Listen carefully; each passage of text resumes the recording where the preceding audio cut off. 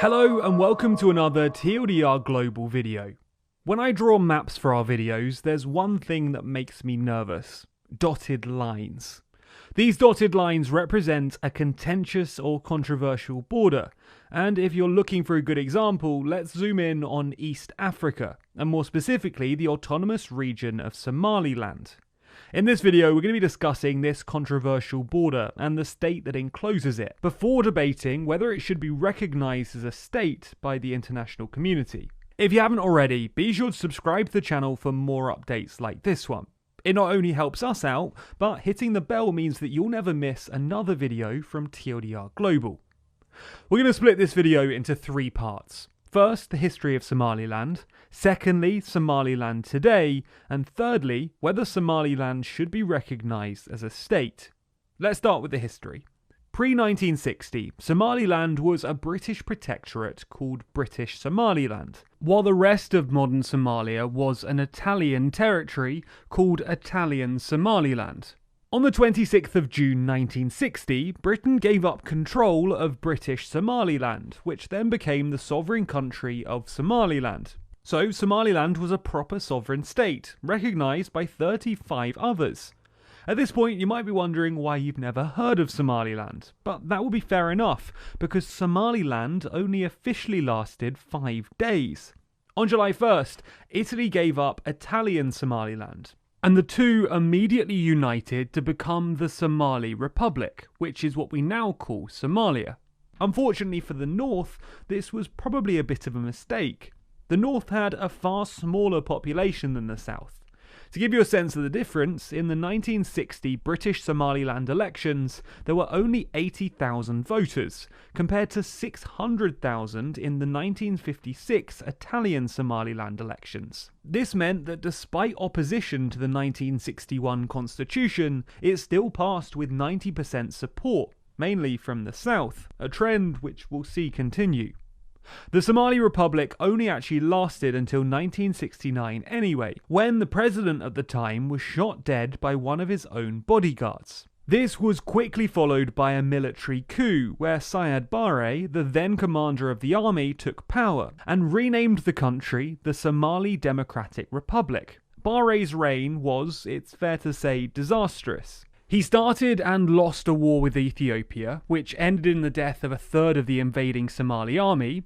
He fell out with the Soviets, who were basically his only allies, and he triggered the disastrous and still ongoing Somali Civil War. Eventually, in 1991, Barre was overthrown by anti-government rebels, including the Somali National Movement.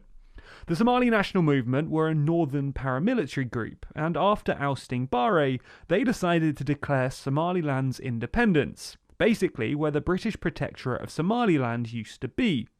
In 2001, they held a referendum on said independence, which was supported by 97% of Somaliland citizens. So where is Somaliland today? Well, Somaliland isn't recognised as a sovereign state by, well, basically anyone else, which is probably why you've never heard of it. But since 2001, they've been a functioning democracy. They've held 5 peaceful elections with 3 separate presidents, and in 2017, Freedom House ranked Somaliland as the only free country in East Africa. More on that in our recent video on the most democratic countries in the world. Somaliland also has relatively low levels of violence, especially when compared to South Somalia, with their capital being one of the safest large cities in Africa. That's not to say that everything's going great though. Their main industry is livestock, which accounts for 70% of all jobs, and even then, only 25% of the population is employed. Its GDP per capita is just $566, which according to the World Bank would make it the 11th poorest country in the world. But to be fair to Somaliland, part of this is because they're not recognised as a sovereign state by the UN, which means that they can't make their own trade deals or apply for World Bank development loans. Nonetheless, things are looking up for Somaliland. In 2018, a Dubai-based company invested $442 million in the Berbera port, the largest investment in Somaliland's history. And the UAE became the first Arab country to send a permanent diplomat to their capital. Port fees and customs taxes already account for 70 to 80% of government revenues, and there's also plans for a free trade zone, airport, hotels, an oil terminal, and a park for 100,000 lorries, which meant that land values have increased tenfold. Which brings us to the last part of this video. Why isn't Somaliland recognised as a sovereign state? They've got their own government, currency, police force, visas, license plates, and even a consulate in Washington, D.C. Well, it's mainly because the first step for any African country on the path to sovereignty is recognition by the African Union. And the African Union says that they'll only do this with consent from Somalia proper. This is difficult because Somalia barely has a functioning government, and they're generally not keen on secession. But there's also another reason, and that's that, in the international community, there's an unspoken don't touch policy when it comes to Africa's post-colonial borders, because once you change one of them, you're on a slippery slope to changing the whole lot. So many countries just aren't keen to pull that first block. When the colonial powers divided Africa up, they weren't really thinking about Africa's ethnic demography, which means that most African countries include multiple ethnic groups, who often don't get along, and who would probably prefer to be independent. Take Ethiopia for example. Ethiopia has 10 ethnically based regional states, at least some of whom would, if the current civil war is anything to go by, prefer to be independent. The international community worries that, if they start granting sovereignty to little ethnically centred states like Somaliland, then other African ethnic groups, like the Ethiopians, will demand the same treatment. And as a general rule, secession movements involve fighting, which the African Union is keen to avoid. The most recent examples of African independence, Eritrea and South Sudan, a gulag state and a war zone respectively, haven't helped Somaliland's case either. Somaliland will argue that they're not like Eritrea or Sudan, because it's not like they're becoming a country.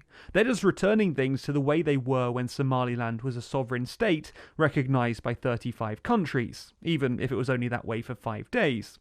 To be fair to Somaliland here, similar things happened with Senegal and Gambia, who were briefly united as Senegambia for 7 years until 1989, and Egypt and Syria, who became the United Arab Republic for 3 years until 1961.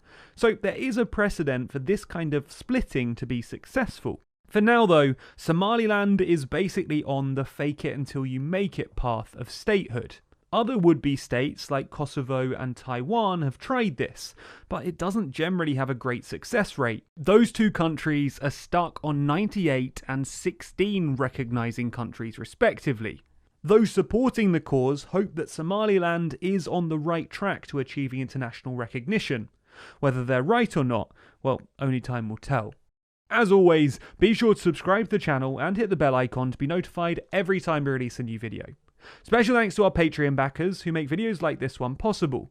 And if you want to see your name at the end of videos, then you too can back us on Patreon. The link to that's in the description.